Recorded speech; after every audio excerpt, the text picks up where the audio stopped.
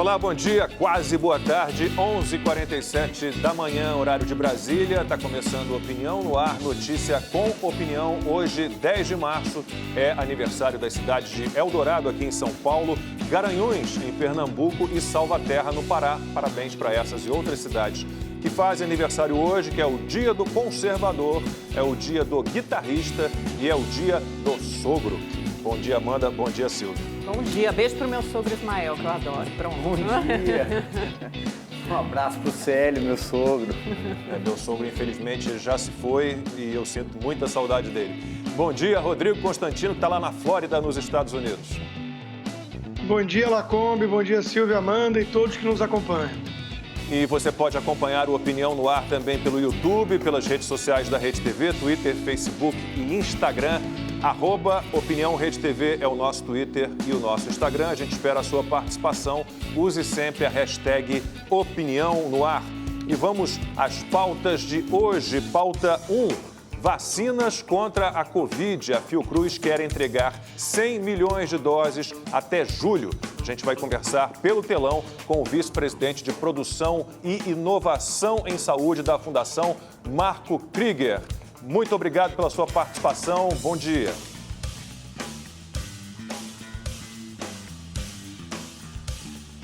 Nós estamos sem o áudio ainda do vice-presidente da Fiocruz. Daqui a pouquinho a nossa conversa. Pauta número 2, tratamento precoce contra a Covid. O que tem sido testado e tem funcionado, porque há uma guerra contra o tratamento precoce. Aqui no estúdio, a gente vai conversar com a doutora Natasha Silasarenko, origem ucraniana, pediatra e patologista clínica. Bom dia, obrigado pela presença. Bom dia, eu que agradeço, é um prazer enorme estar aqui. Bom, já temos restabelecido o áudio com o vice-presidente de Produção e Inovação em Saúde da Fiocruz, Marco Krieger, a quem eu agradeço mais uma vez pela participação. E eu quero saber como é que está aí a perspectiva para o início da produção das vacinas pela Fiocruz. Há essa promessa de aumentar gradativamente a produção diária, chegando a um pouco mais de 1 milhão de doses por dia. Qual é a situação, então, vice-presidente?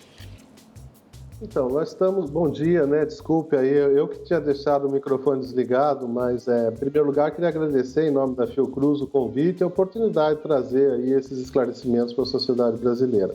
Nós estamos numa semana que consideramos uma semana decisiva. Nós iniciamos, nessa segunda-feira, a produção industrial, comercial para as entregas ao Ministério da Saúde, né? Nós estávamos ainda, até a semana passada, trabalhando nos lotes de pré-validação, validação, preparando a documentação final para a submissão do registro da Anvisa já com o local de fabrico na Fundação Oswaldo Cruz, e essa etapa foi vencida, né? Agora nós estamos aí, como você bem mencionou, já em produção, e essa produção sim vai ser escalonada. Nós começamos com uma linha durante essa semana, nós estaremos aí já... essa linha estava operando com apenas um turno, mais ou menos 300 mil doses por dia.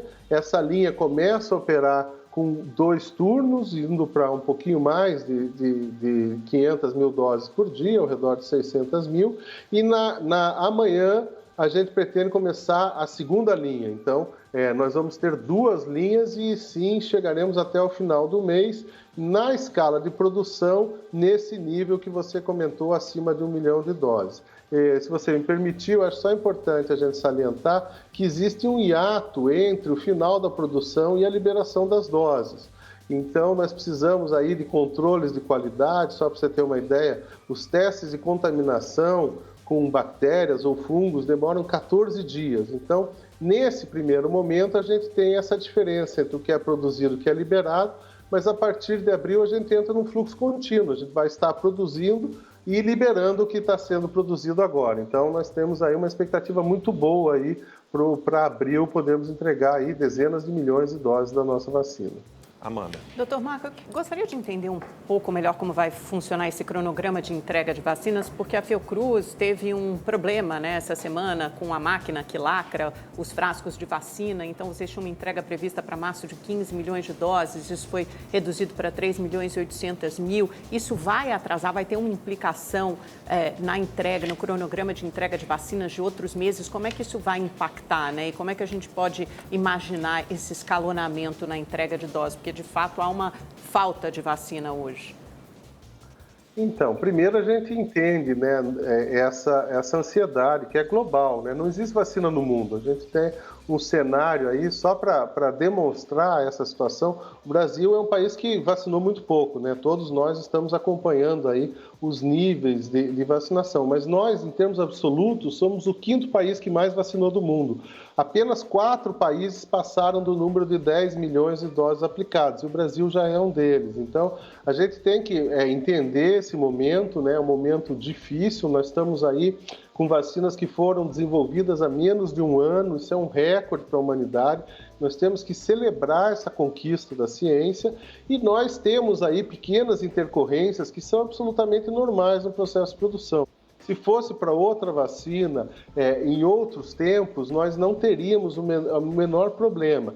Todavia, uma semana agora, com a situação da pandemia no Brasil, é muito angustiante para todos nós, né? Então, realmente, nós tivemos esse impacto de uma semana.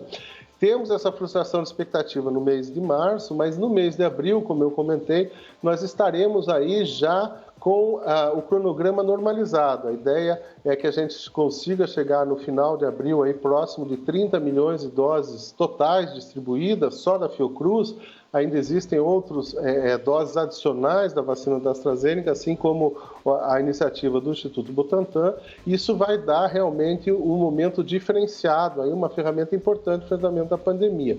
Mas nós colocamos as duas linhas para trabalhar mais rápido, estamos negociando também as remessas de uma maneira mais célere, para que já em abril a gente minimize significativamente esse impacto que em março realmente nós tivemos essa frustração da expectativa. Marco, eu vou fazer uma pergunta bem direta para você, que eu acho que é a pergunta que todo mundo se faz nesse momento no Brasil. Terminaremos o ano de 2021 com todos os brasileiros vacinados? Eu acredito que todos os brasileiros que puderem ser vacinados serão durante esse ano.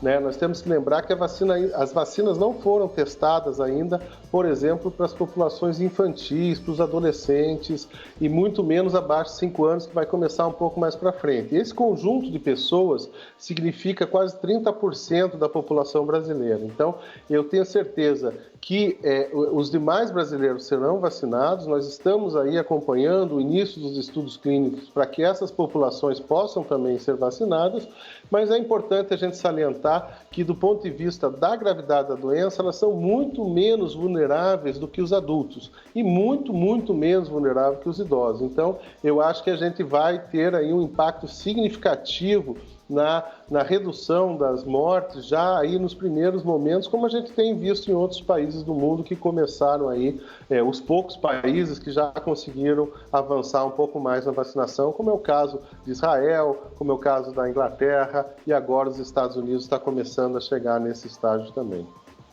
Daqui a pouquinho eu vou passar a palavra ao Rodrigo Constantino, né, que está lá na Flórida, mas, doutor Marco, aqui no estúdio está com a gente a doutora Natasha Silessarenko, pediatra, patologista clínica, né, vai falar um pouquinho daqui a pouco com a gente sobre tratamento precoce, tratamento de crianças, já como pediatra, mas agora quer fazer uma pergunta ao senhor, por favor.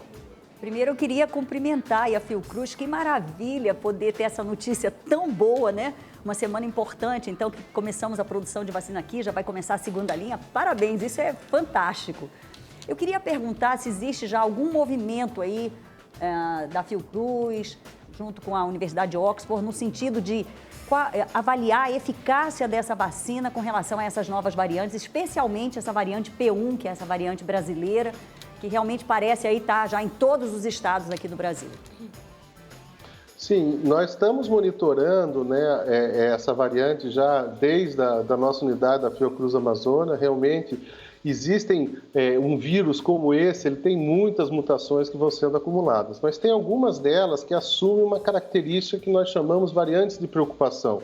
Elas rapidamente acabam dominando o número de casos, né? A gente tem aí uma dominância dessa sequência genética na população do vírus que está circulando em determinado momento. Então, nós estávamos acompanhando isso, estamos ampliando essa avaliação, e você tem toda a razão, ela já está espalhada por todo o Brasil e já com taxas bastante importantes em muitos estados, né?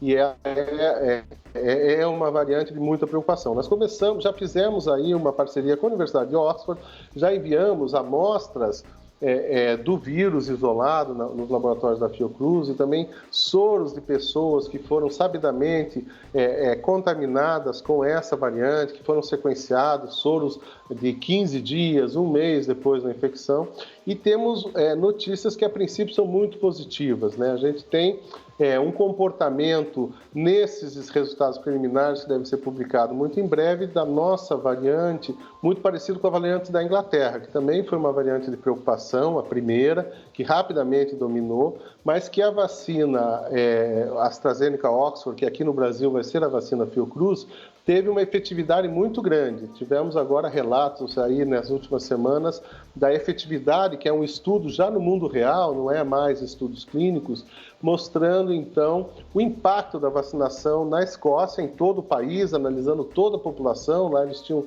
20% da população já vacinada. Dos 8 mil casos que eles tiveram durante esse período, apenas 54 foram de pessoas que tinham recebido a vacina, mostrando que as vacinas, em geral, protegiam muito contra a doença grave da hospitalização. E nesse estudo muito amplo, a vacina de Oxford teve resultados ainda melhores que a própria vacina da Pfizer, que também estava sendo usada no Reino Unido. Ela teve uma efetividade um pouco maior, né, 94% contra 84%, e mais do que isso, ela protegeu de uma maneira muito rápida, até inesperadamente rápida. Já na primeira semana após a vacina, 70% das pessoas estavam com esse nível de efetividade. Então, nós estamos aí muito otimistas, né, que essa ferramenta vai auxiliar a sociedade brasileira aí no futuro próximo, e estamos empenhando os maiores esforços para poder trazer o mais rapidamente possível, mesmo salientando sempre a complexidade desse processo, né? Não é um processo simples, e a gente tem que ter a dimensão também desse esforço que está sendo realizado em todo o mundo, e aqui no Brasil e na Fiocruz também. Rodrigo Constantino. Bom dia, vice-presidente. Pois é, eu queria pegar exatamente o gancho disso, né, e trazer o caso alemão à tona para nossa reflexão ou debate, né? É a vacina da Oxford, da AstraZeneca. A própria chanceler Angela Merkel, né, chegou a admitir que há um problema de aceitação da população, né, com o imunizante. Até agora, 1º de março, 1/3 apenas das doses entregues ao país tinham sido aplicadas, né? A Alemanha vem sendo criticada por isso, e parece que parte do problema foi ali reações adversas, efeitos colaterais, resfriados ou gripes, e principalmente com uma informação que saiu num periódico de que apenas 8% daqueles com mais idade que tinham tomado tinham sido efetivamente imunizados. O governo desmentiu, mas enfim, houve muita confusão em relação a isso. Agora que já começou essa vacinação toda, o senhor mesmo lembrou que foi obtida em tempo recorde, né? E é um feito da ciência, sem dúvida, mas fica a dúvida para alguns, né? Há algum tipo de efeito colateral, de perigo, e agora que já temos algum período de vacinação, isso está sendo dirimido, isso está sendo mitigado, esse risco? Como é que fica isso? Então, bom, primeiro, né, nós tivemos estudos clínicos que foram feitos com um paralelismo inédito, né? Eu costumo brincar que a gente teve aí quase que um nenê prematuro. Os resultados foram obtidos em menos de 8 meses para algumas vacinas, né? Isso fez com que nós não tivéssemos as condições ideais de um estudo clínico. Normalmente a gente demoraria 1 ano e meio no estudo fase 1, mais 1 ano e meio no estudo fase 2, e entraria no fase 3 com mais 1 ano e meio, 5 anos, né? Isso não pôde ser feito. Então, um dos primeiros pontos que você mencionou foi em relação à segurança das vacinas em relação à população idosa, que é uma população vulnerável muito importante. No caso dos estudos da AstraZeneca, Oxford, que foram conduzidos principalmente na Inglaterra, no Brasil e na África do Sul, primeiro se inicia com a população entre 18 e 55 anos. Depois, numa fase mais avançada, quando você já tem uma informação sobre a segurança da vacina maior, que você expandiu para as pessoas mais velhas. Então, o que a gente tinha no momento que a vacina foi liberada eram assim, dados de segurança muito fortes, depois eu vou voltar a esse ponto da segurança, e dados de eficácia que eram dados da população geral. Não tinha uma eficácia específica para as pessoas com mais de 65 anos. Na verdade, nem a Pfizer nem a Moderna tinham acima de 75 anos. E em todo o mundo se utilizou acima de 18 anos essas vacinas, mas também eles não tinham esses dados. O que esses estudos de efetividade, que são estudos já do mundo real, mostram, e aí o estudo da Escócia, e também logo depois saiu no Reino Unido, mostra que a maioria dos idosos acima dessa faixa etária de 75 anos foram vacinados com a vacina Oxford AstraZeneca, e eles tiveram uma proteção ainda maior do que aqueles que foram vacinados com a vacina da Pfizer. Então, a preocupação das autoridades sanitárias tinha uma justificativa, mas era uma justificativa que foi exagerada, porque nenhuma vacina, na verdade, tinha informações acima de 75 anos. As informações da Pfizer eram um pouco mais robustas do que a da AstraZeneca, porque o ensaio clínico foi feito principalmente nos Estados Unidos. Infelizmente, os Estados Unidos teve um número de casos muito grande, então algumas evidências estatísticas foram obtidas de forma mais célere lá. Mas agora, depois dos dados de efetividade, todas as autoridades sanitárias falaram, olha, ela é muito, muito efetiva para adultos. Em relação à segurança, essa é uma questão que a gente não tem nenhum dado para dizer que nenhuma das vacinas aprovadas tenha dado algum evento adverso grave, nenhum, a não ser aqueles descritos que são normais, E eu gosto de salientar aqui que vacina a gente está dando para pessoas saudáveis. Então, nossa maior preocupação é a segurança. E não tem em produtos para a saúde, produtos que sejam mais avaliados em relação à segurança do que as vacinas. E nesse caso, embora a gente tenha aceitado paralelismo no estudo clínico da eficácia, o número de doses para a segurança foi mantido. No caso da AstraZeneca, foram mais de 50 mil voluntários no mundo. Hoje, só no Brasil, aí nós já estamos chegando perto de 3 milhões de pessoas que foram vacinadas com essa vacina. No mundo, esse número já passou de 20 milhões e nós não temos nenhuma evidência de um evento adverso gravíssimo ou grave associado à vacina. Então, essas questões, elas fazem parte desse momento que nós estamos passando, que é o momento onde, em muitos casos, as informações elas são discutidas sem o aprofundamento da questão científica. É claro que existem eventos adversos, mas você tem que provar que esses eventos estão associados às vacinas, Todas as vacinas têm algum problema de alergias e tal, mas todos eles trazem, e é importante a gente salientar isso para a população brasileira, um enorme benefício. Se a gente for comparar o risco com o benefício, na situação da pandemia no Brasil, eu não tenho dúvida que a vacina é hoje a ferramenta que pode nos ajudar a rapidamente sair dessa situação. Nós temos ainda alguns minutos de conversa com o vice-presidente da Fiocruz, doutor Marco Krieger. Vou passar a palavra de novo para a senhora. Doutora Natasha, mais uma pergunta, por favor. Olha, eu estou aqui realmente extasiada de estar podendo ter essas informações aqui, doutor Marcos. E eu gostaria de saber se existe aí alguma previsão de que haja testagem aí, ensaios clínicos em crianças ou em gestantes. Como a gente sabe, a Pfizer já está testando em gestantes nos Estados Unidos, já está testando em crianças e menores de 18 anos. Existe aí alguma previsão que a AstraZeneca, Oxford, a vacina da Fiocruz faça isso também? Então, nós na verdade já temos esse primeiro estudo dos 5 aos 18 anos iniciado na Inglaterra. Como o Brasil foi o primeiro país, na verdade, fora do Reino Unido, que entrou na fase 3 do estudo clínico. Não foi conduzido pela Fiocruz, foi conduzido pela Universidade Paulista de Medicina, tem a coordenadora do projeto, que é a doutora Sui, mas nós temos muito contato com eles. Estamos brigando para trazer também esses estudos clínicos aqui o mais rapidamente possível e entendemos a necessidade da proteção de toda a população. Quando a gente fala de vacina, nós temos que diminuir a carga viral em toda a população. Então, embora a gente saiba que do ponto de vista da gravidade das doenças, felizmente, as crianças elas elas têm um nível de gravidade estatisticamente muito menor do que as pessoas com mais idade, elas podem ter, sim, doenças graves também, mas elas principalmente podem manter a circulação do vírus na sociedade. Então, quanto mais rápido nós pudermos avançar nisso, e eu acho que esses estudos serão mais rápidos ainda, né? A gente falou no nenê prematuro de 8 meses, eu acho que esses estudos vão se concentrar basicamente na segurança e a gente espera aí, no segundo semestre, já poder avançar com essa primeira faixa. Depois tem os abaixo de 5 anos e as gestantes, né? E que são grupos que a gente precisa ter ainda mais cuidado para iniciar a vacinação. Mas eu tenho muito otimismo que a gente vai conseguir fazer tudo esse ano e talvez esses últimos grupos entrem no início do ano que vem. Doutor Marco, em relação à produção, a gente tem motivos para ficar animado realmente. A Fiocruz, o Butantan, há um investimento numa nova fábrica da Fiocruz, 3 bilhões e 400 milhões de investimento nessa nova fábrica. Quer dizer, a gente imagina que a produção vai realmente crescer gradativamente, como falamos lá no início. Mas em relação à dependência aos insumos, os insumos são importados. A gente pode criar uma independência em relação a isso? Esses insumos, existe a possibilidade de serem fabricados, produzidos também no Brasil, o processo inteiro?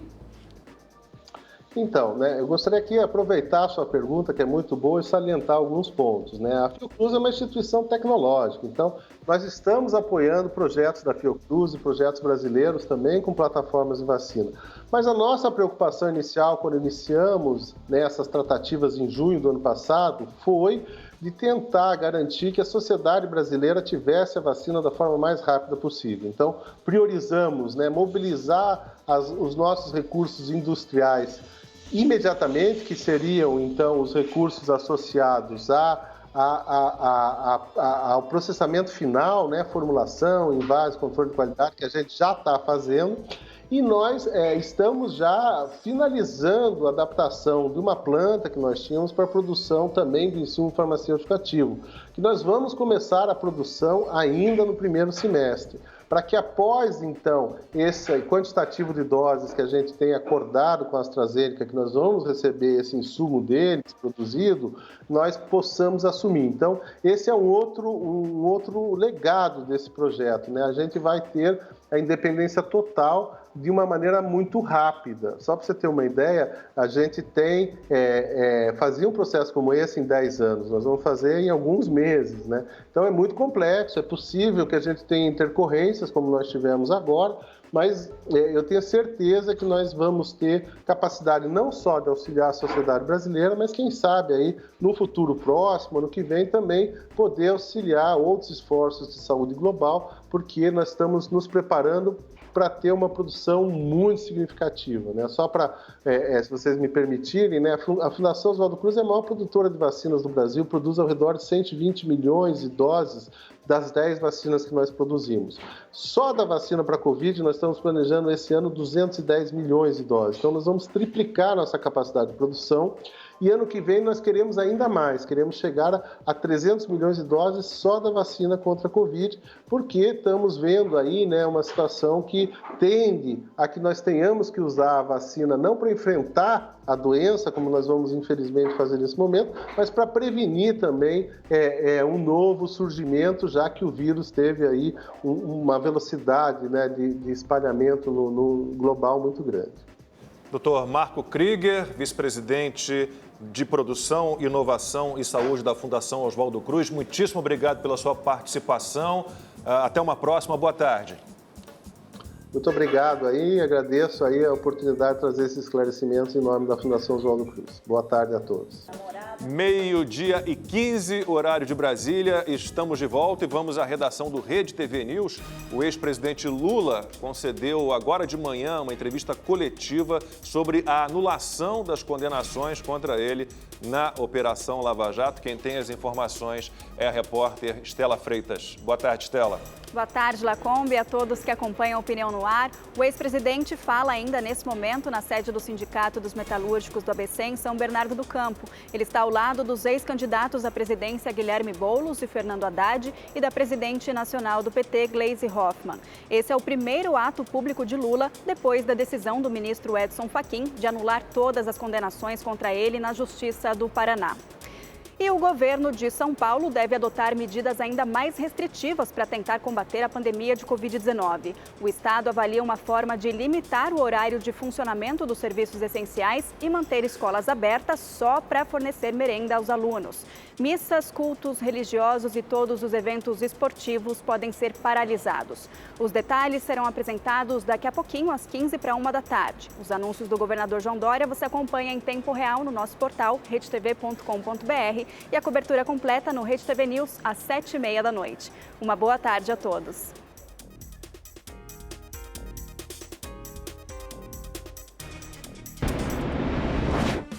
Já imaginou ter a chance de ganhar 4 milhões de reais? Esse é o valor que a Rede TV já distribuiu em prêmios com o Rede TV Plus. E as chances de ganhar continuam. É o novo Festival de Prêmios Sorte Agora do Rede TV Plus. Se você, por algum motivo, parou de assinar, tá na hora de voltar, porque os prêmios do Sorte Agora estão incríveis.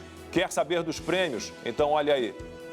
Olá, Lacombe! E aí, gente, tudo bem? Opinião no ar. Você que tá curtindo, presta atenção. Ó, Scatena, eu tava querendo presentear uma pessoa muito querida, tá?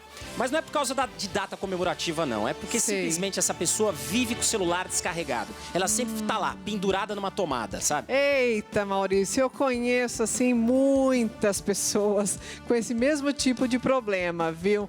E olha, se tá precisando um celular novo, aqui no Festival de Prêmios, Sorte Agora sai sim, sai um iPhone, gente, 12, um celular de R$6 mil, todos os sábados no Mega Senha. Bom demais, né, Maurício? Celular top, é muito bom, né? Pensando bem, eu não vou comprar um celular, não. Sabe o que eu vou fazer? Eu vou dar de presente, vou mandar um Rede TV Plus pra essa pessoa. Sabe por quê? Porque ela pode ganhar o celular e todos os outros prêmios com apenas R$5 por semana. Maurício, ainda tem mais. Tem vários prêmios que saem diariamente, mas o melhor de tudo está no final da nossa promoção. Opa! Sabe por quê? O quê? Por quê? Porque sai essa Mercedes C180, olha que maravilhosa. Olha essa estrela, gente, ó, carrão, quase R$200 mil. Scatena, um desses pode mudar a vida de muita gente, a sua vida aí. Que então sonho. Chegou a hora de você assinar o Rede TV Plus. Acessa lá, redetvplus.com.br, beleza? Gente, obrigado. Beijos. Até tchau, mais, tchau. Lacombe. 12h18, horário de Brasília, e sobre as informações que a Estela Freitas trouxe agora há pouco para a gente, sobre a possibilidade da gente ter um aumento de restrições aqui no estado de São Paulo. Ela falou, inclusive, que o governo pensa em diminuir o horário de funcionamento de serviços essenciais. Meu Deus, estava aqui me lembrando, há poucas semanas, poucos dias, o secretário de Saúde do estado de São Paulo, Jean Gorenstein, disse que isso tinha sido um erro, que restringir o horário de funcionamento do comércio tinha sido um erro, né? Portanto, a gente imagina o quê? Que não seria repetido. Porque o que acontece? Você aglomera. As pessoas têm menos horário, né, para ir ao supermercado, à farmácia, e, obviamente, com horário restrito, vai haver mais gente no mesmo horário nesses estabelecimentos. Então, não há lógica nenhuma nisso, não há base científica alguma nisso. E eu passo a palavra para o Silvio, que está revoltado com outra questão que é muito grave também. Tô bastante revoltado, inclusive com essa, viu, Lacombe? Porque é absolutamente lamentável que esses tecnocratas bem alimentados de sapatênis estejam fazendo o que eles estão fazendo, né? Eles estão perdidos nos seus próprios labirintos, eles não sabem como sair, como desfazer a falácia que eles construíram, absolutamente ineficaz. Hoje pela manhã, por exemplo, eu estou absolutamente estarrecido com uma entrevista do Procurador-Geral de Justiça do Estado de São Paulo, Mário Sarru, por exemplo, a emissora Jovem Pan, hoje pela manhã. Ele, em dado momento, ele fala que vai fechar os templos religiosos, igrejas e também parar o campeonato de futebol aqui no estado de São Paulo. E cita, por exemplo, ele fala assim, olha, eu estou falando com Deus pelo meu iPhone, pelo meu iPad. Será que o procurador já foi a uma favela? Será que ele conhece Paraisópolis, a Brasilândia? Será que ele conhece Capão Redondo, no estado de São Paulo? As franjas, sul, norte, leste de São Paulo, será que ele conhece? Será que ele sabe o que é viver num cômodo de 30 metros quadrados com 5, 10 pessoas? Acho que não.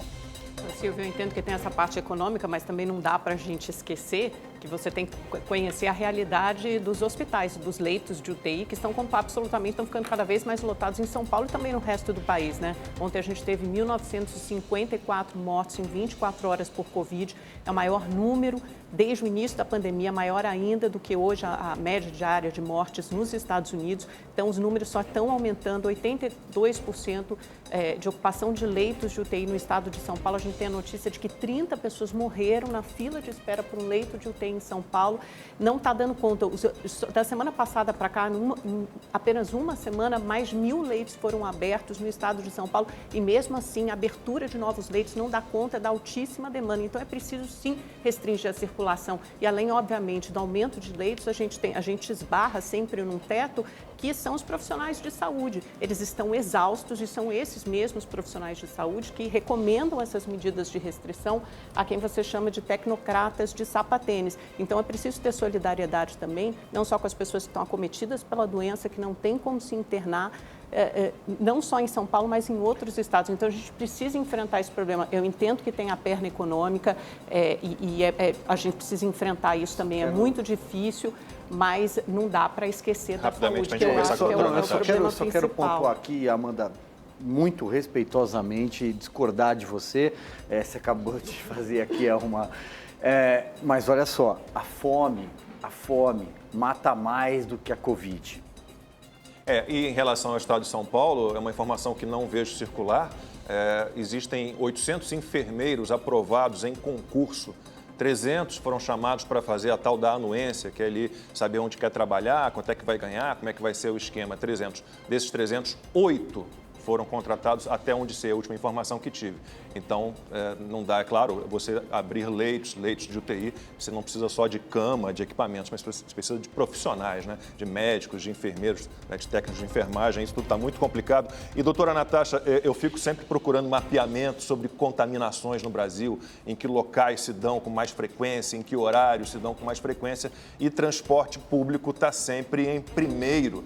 A gente vê, por exemplo, uma ideia, de novo, errada de restringir horários de funcionamento de comércio, mas eu não vi ninguém aumentar a frota de ônibus, oferecer um serviço alternativo, diminuir o intervalo de trens, intervalo de metrô, e isso tinha que ser atacado e a gente não vê. Com certeza absoluta.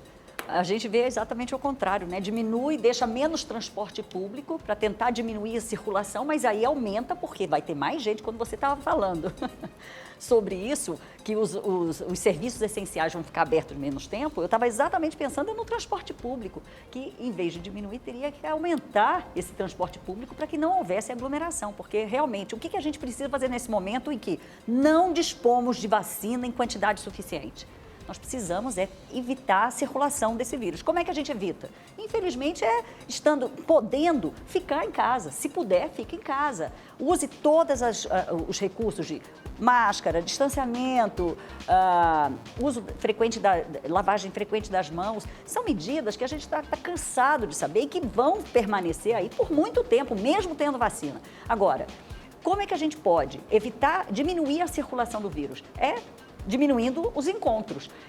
Todas essas comemorações que tiveram, desde campanha eleitoral, aí teve eleição, Natal, Ano Novo, férias, Carnaval, tudo isso, a gente tem visto aí diariamente essas festas clandestinas, tudo isso gerou muita aglomeração e, obviamente, isso não era de se esperar que tivéssemos coisas diferentes.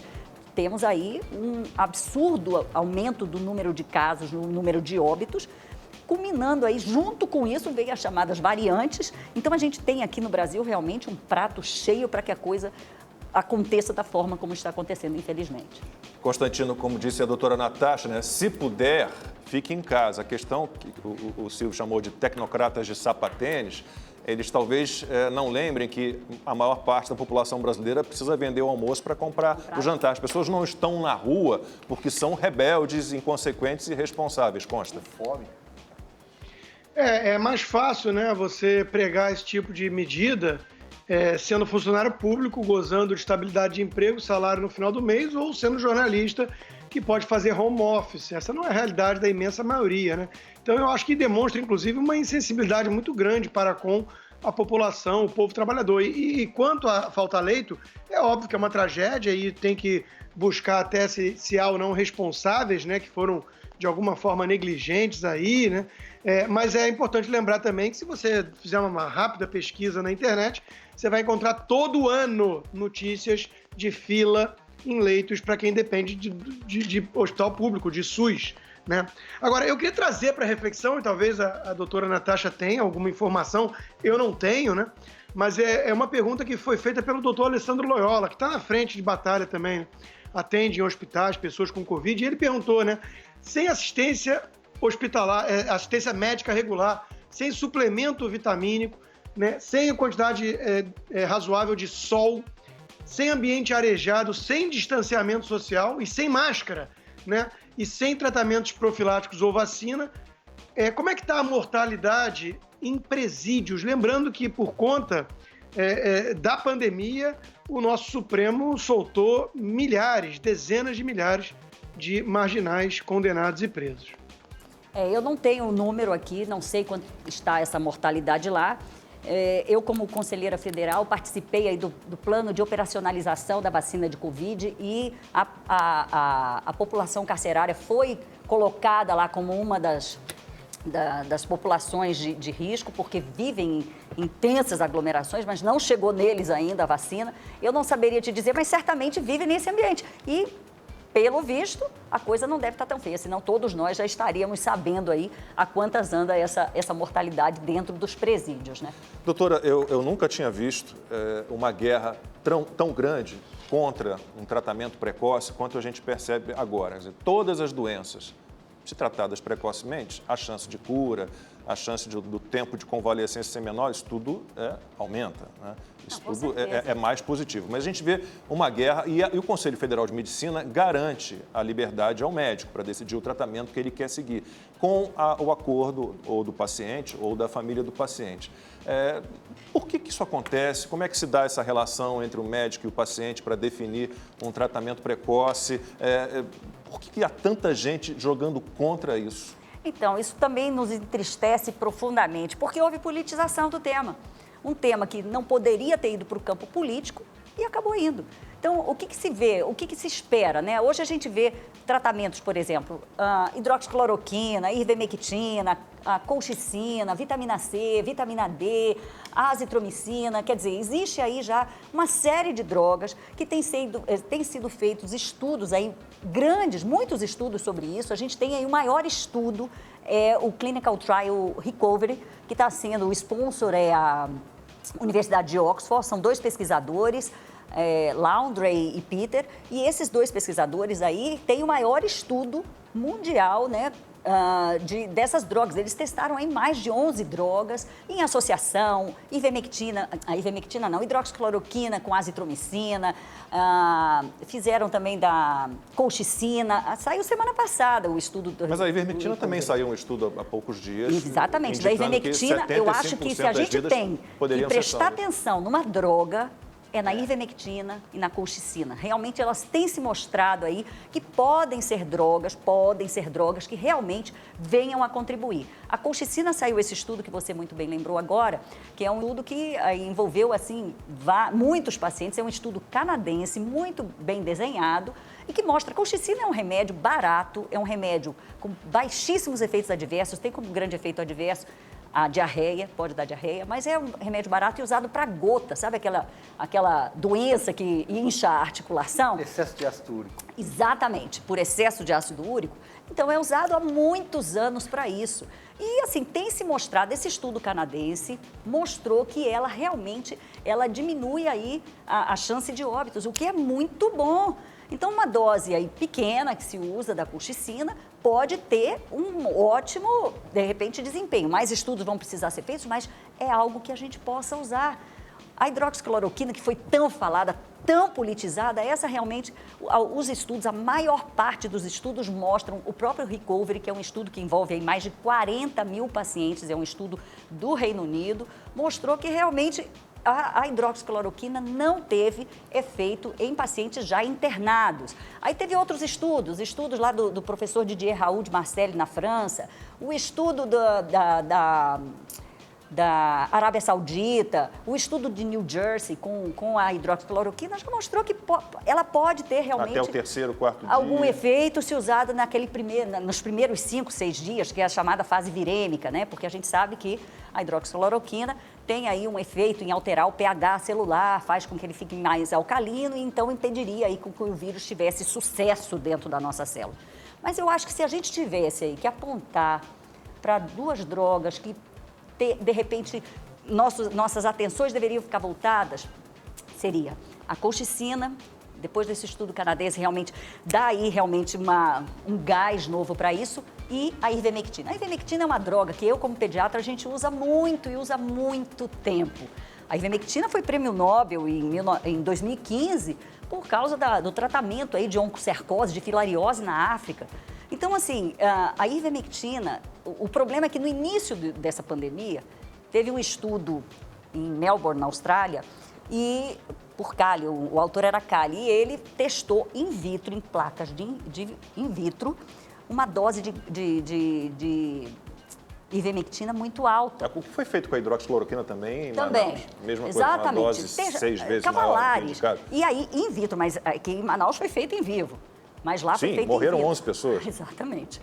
E fizeram numa placa de ensaio e em 48 horas houve redução de quase 99% do crescimento viral ali naquela placa. Então, isso foi fantástico, só que a dose era muito alta. E eu já tive a oportunidade de acompanhar um paciente que fez uma hepatite por ivermectina. Mas, é claro, a diferença entre o veneno e o remédio é a dose.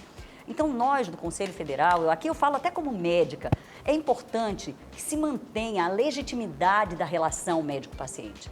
A autonomia médica precisa ser garantida e o médico decide, em comum acordo com o paciente, se vai entrar, se não vai entrar. Existem aí alguns estudos realmente muito promissores, principalmente, como eu te falei, para a colchicina e para a ivermectina. Eu acho que, é claro, mais coisa vai precisar acontecer, a gente vai precisar ver mais estudos, mas...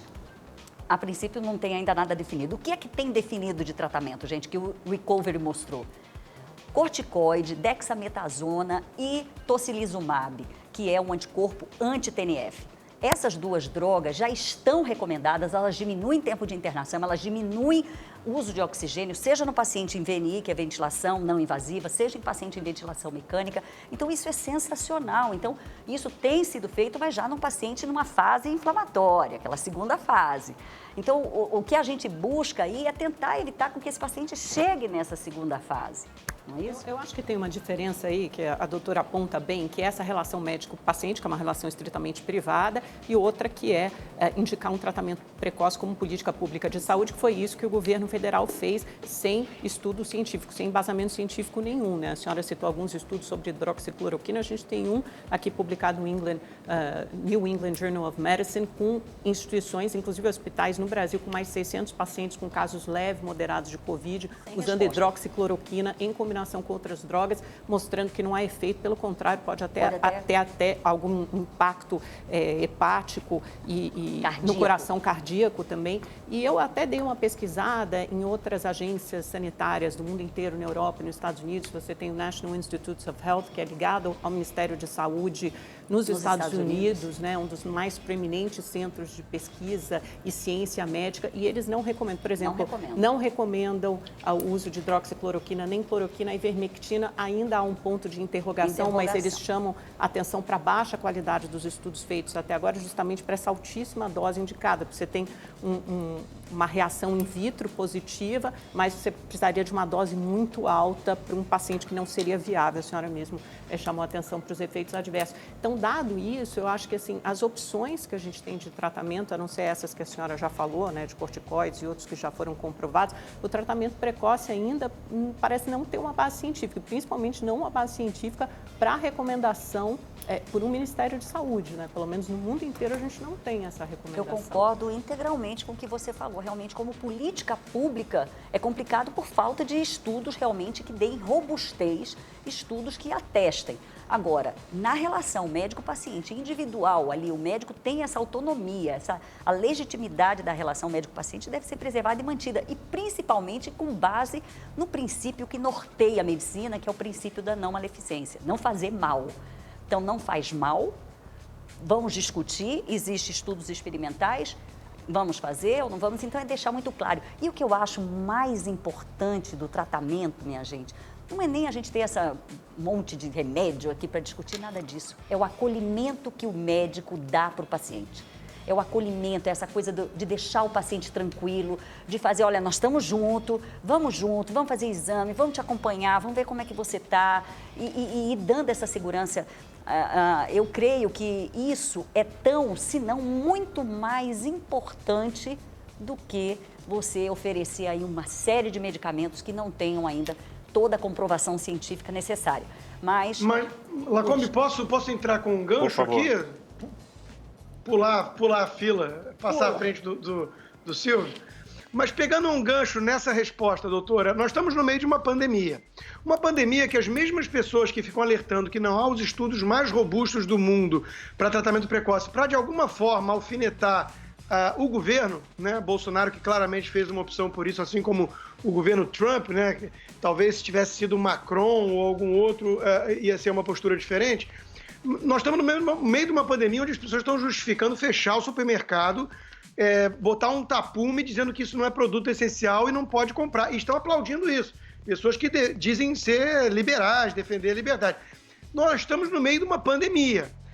Médicos na ponta de frente da batalha têm atestado, 1/4 dos médicos, segundo pesquisa, recomendam, têm atestado a eficácia desses tratamentos precoces que são, como a senhora mesmo colocou, de baixo risco. Né? Não é que a pessoa toma hidroxicloroquina e fica cega.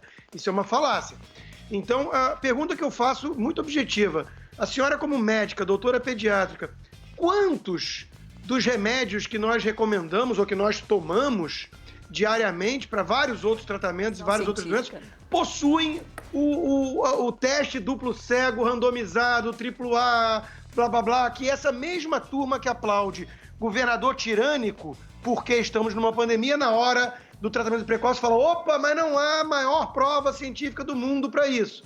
Né? Politizando claramente a questão. Doutora, Rodrigo, se me permitem, lockdown, a base científica também é bem questionável. A gente conversou agora há pouco com o vice-presidente da Fundação Oswaldo Cruz, dizendo que sim, as etapas para desenvolvimento de uma vacina, elas são várias e demoraria 5 anos, pelo menos, para a gente ter uma vacina. 1 ano e meio para cada uma das fases de teste. Então, você questiona muito base científica quando a gente não tem nada só para o tratamento precoce. Para o lockdown e para a vacina, ninguém questiona. E se você for olhar, me desculpe, a bula do paracetamol, de pirona, você acha que vai morrer.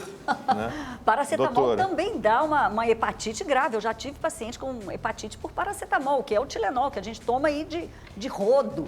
Ou seja, é politização. Infelizmente, Rodrigo, foi a politização que levou. Então, hoje, quem prescreve tratamento é Bolsonaro, quem não prescreve é petista. E isso tudo está indo para todo lado e isso não vai levar a lugar nenhum, muito pelo contrário. A gente só vai sair dessa pandemia se a gente estiver juntos, pensando no bem-estar comum, na melhora das condições de saúde da população e com muita vacina. Doutora, eu vou pedir ao Java, nosso editor-chefe, para colocar aqui no telão uma manchete que eu mostrei outro dia aqui da Folha de São Paulo, que é essa. Conselho de Saúde recomenda florais, homeopatia e reiki para ajudar no tratamento da Covid-19.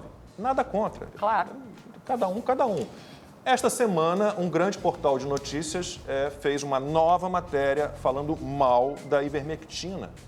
Como é que a senhora, desculpa, a senhora é médica, mas como é que a senhora, como médica, olha a cobertura da imprensa nessa guerra contra o tratamento precoce? Também de forma bastante desoladora, sabe? Porque num momento como esse, a imprensa tem assim, uma importância fundamental de sempre trazer as informações claras, transparentes e precisas. Mas, infelizmente, a gente tem visto aí também uma grande politização por parte da imprensa. A gente tem visto aí, junto com tudo isso, uma série de fake news, assim, das mais absurdas possíveis, a ponto de dizer que quem tomasse ia ter um chip implantado, quem tomasse vacina. Então, tudo isso realmente leva a gente à situação que a gente está e que ainda pode piorar ainda mais se a gente realmente não se tomar consciência de que o mais importante é a gente tentar estar juntos, tomando todas as medidas necessárias possíveis, essas medidas higiênicas aí que a gente já conhece, tendo vacina para todos tomarem e acreditando nesses estudos que tem tanta gente fazendo. Gente, só nos Estados Unidos, no clinicaltrials.org ou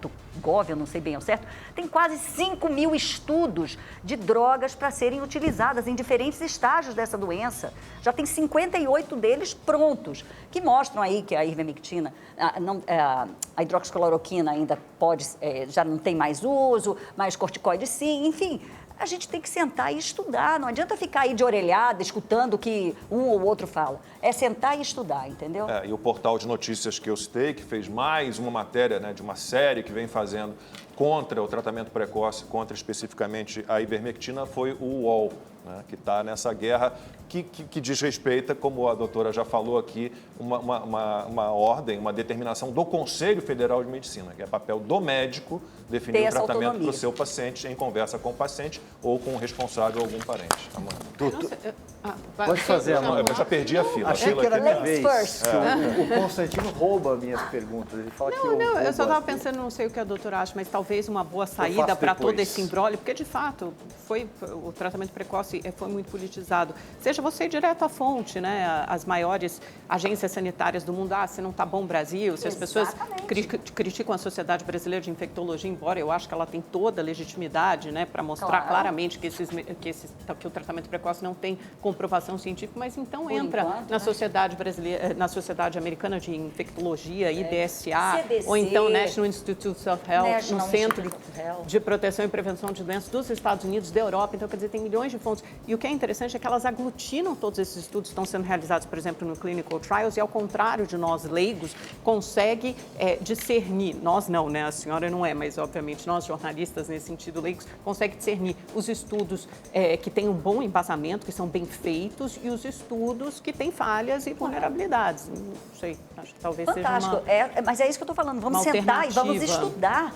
Parar de escutar só e ir por uma ou por outra conversa. Não, é sentar e estudar, ver se aquele artigo te convence, porque hoje a gente tem um monte de revistas de aluguel que você paga $10 mil e você publica seu artigo ali. Onde já se viu isso? Infelizmente, a gente tem Parcela no cartão de crédito. Parcela. Eu sei disso. Né? É isso aí. E liberdade médica, né? Eu fiquei muito triste porque eu tive vários relatos de médicos com os quais eu convivo já há um ano e muitos foram ameaçados, receberam ameaças simplesmente porque adotam ou defendem o tratamento precoce. É muito triste. Daqui a pouco a gente continua a conversa. Agora eu tenho um recado para você que acompanha o Opinião no Ar. A hora da sua sorte é agora. Se você que é assinante do Rede TV Plus já está participando dos sorteios do Sorte Agora, tem chances reais de ganhar todos os dias. Eu sei que você é esperto e quer ter vantagem, né? Então, aponte a câmera do seu celular para esse QR Code premiado aqui na tela que você vai ganhar agora 100 pontos. Mas corre, porque ele fica aqui por apenas 5 minutos. Quanto mais pontos você acumula, mais chances tem de ganhar. É o Festival de Prêmios Sorte Agora. 12h44, horário de Brasília. A gente continua a conversa. A palavra agora é do Silvio Navarro, diz que a Amanda furou a fila. Eu não sei porque eu perdi aqui o esquema da fila. Desculpa, gente, desde que não seja a fila da vacina, eu estou perdoada, não, né, tem Silvio? problema. Eu fico por último na fila da vacina. Não tem problema. Não, eu fico quando chegar a minha vez. Vai lá. Na minha vez eu passo para o outro. Não tem problema. Doutora, Passa para mim, você vai chegar antes. Você toma a segunda dose. Que seria a minha primeira, vira a sua segunda. Pronto. Doutora, eu quero fazer uma pergunta sobre uma das suas especialidades, para além da patologia clínica. A senhora é pediatra. Então, eu quero fazer uma pergunta sobre crianças. Só antes, posso fazer um parêntese? A senhora falava sobre a imprensa, governos, manchetes e tal. Do alto de alguma experiência que eu tenho no jornalismo, eu diria para a senhora o seguinte: se o presidente Jair Bolsonaro hoje disser que comer maçã é bom, a imprensa vai arrumar algum tipo de crítica para falar que maçã não faz bem para a sua saúde. Mas só para seguir aqui, então, na nossa... Amanda até... Saúde, respirei. Pois é. Mas vamos embora. Doutora, vamos falar então sobre pediatria, um pouco sobre crianças na pandemia, né? Eu tenho a impressão de que nós teremos uma geração Covid, uma geração de crianças da pandemia. No aspecto da ausência das aulas presenciais, algumas retornaram, aliás, a maioria, mas alguns sindicatos de professores também não querem dar aula agora, né? Eles estão em greve desde que assumiram ali a carreira de funcionário público, eles preferem não trabalhar, ficar de férias em casa, a POSP, a Bebel, a CUT e por aí vai. Mas dano cognitivo, problemas psicológicos, psiquiátricos, depressão, ansiedade, né? Eu queria que a senhora falasse sobre isso, sobre essa geração Covid. Perfeito. Olha, chegou nas minhas crianças, que realmente é a minha paixão, né? Então, já que tudo deu errado, eles são o futuro, né? São o futuro, não tenho dúvida. E, infelizmente, a gente tem visto aí que o Brasil, por exemplo, foi o país que ficou mais tempo com as escolas fechadas no mundo. Então, o prejuízo pedagógico disso é enorme. Só que esse não é o maior prejuízo. O maior prejuízo, com certeza, vem aí as queixas de ansiedade, de depressão, de distúrbio do sono, de obesidade. Então, hoje a gente tem aí realmente crianças que serão essa geração Covid, que se os pais tiverem aí esse discernimento de conseguir tirar um proveito bom desse momento, ou seja, ter o seu horário, estabelecer rotinas para essa criança, então é importantíssimo. Muitos pais também estão em home office, muitos pais estão sem rotina, também estão todos atrapalhados, mas criança precisa seguir uma rotina, criança precisa de um momento de brincar. A criança hoje, a mãe chega em casa, ou se a mãe está em casa, bota a criança lá com um tablet, com um computador, com um celular, para ela poder fazer as coisas, isso está errado. Segundo a Sociedade Brasileira de Pediatria, em consonância com a Academia Americana de Pediatria, antes dos 2 anos de idade, a criança não deveria sequer ser apresentada para um objeto aí um objeto como é, um celular, um dispositivo. A tela. Uma tela, isso. A criança não deveria sequer ser apresentada para a tela. Agora você vê um monte de criança que já ama galinha pintadinha antes dos 2 anos de idade. Dos 2 aos 5 anos de idade, essas crianças deveriam sempre estar sob supervisão, junto com os pais. Não é o que a gente vê. E depois dos 6 anos de idade, a criança poderia ter, no máximo, 3 horas por dia em tela. Não é o que a gente vê. A criança hoje fica muito tempo, sem contar que as aulas também têm um sistema híbrido, agora são assim também, a maior parte. Então, assim, as crianças precisam brincar, as crianças precisam ter o seu tempo com os seus pais. E isso não tem. Então, os pais poderiam aproveitar desse momento tão dramático, tirar uma energia de dentro de não sei onde, para estar lá com seu filho, para brincar no chão, para fazer palavras cruzadas, para brincar de massinha, para pintar, para desenhar. Brincadeiras essas que a gente já não vê. E não vê por quê? Não vê porque os pais chegam em casa, têm as suas funções, botam lá no celular e fica por isso mesmo. Eu sei, eu sou mãe. Eu tenho 2 filhas, já estão grandes, estão formadas, uma delas formada, uma de 21, outra de 23, mas tenho sobrinhos e que eu bato duro em cima deles para essa questão da tela. Mas, infelizmente, a gente não consegue controlar. Agora, doutora, posso só fazer um pequeno contraponto aqui Claro. a esse comentário? Brincar de massinha, olhar para a tela, para o celular. O problema é que essa é a nossa realidade, né? Inclusive a realidade, provavelmente, de muita gente que está nos assistindo agora. Mas e quem não tem? E quem não tem? Aí você diz assim, não, fique em casa, porque o governador João Dória, o governador Eduardo Leite, do Rio Grande do Sul, eles querem que vocês fiquem em casa. Agora, eu tenho um computador lá em casa, tenho 4 filhos, 5 filhos, tenho que trabalhar home office, quando tenho internet em casa. Como é que faz? Pois é. Eu sou professora, eu trabalho num centro de saúde que atende população muito carente há 18, quase 19 anos. E a gente lida com essas crianças também.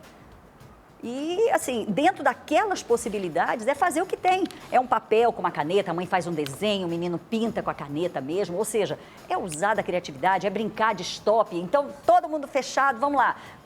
Cidade que começa com a letra A, enfim, brincar como essas brincadeiras que hoje já não se fazem. Então é possível, claro que é.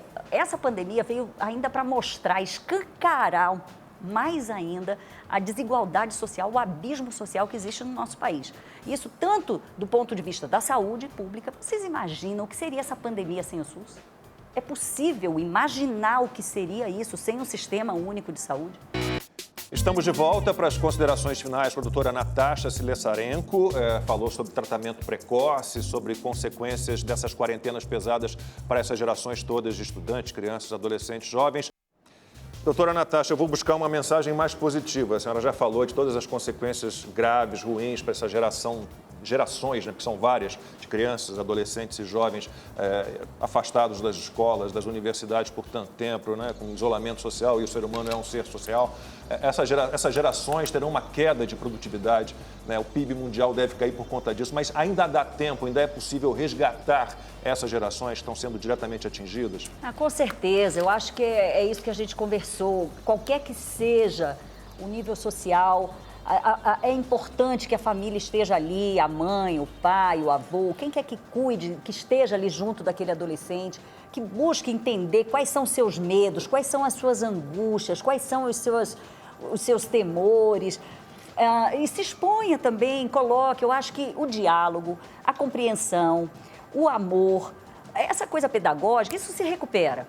Agora, o que eu vejo de dor realmente no coração é essa questão aí mais emocional, sabe? O medo que tudo isso gerou, o pânico que gerou isso.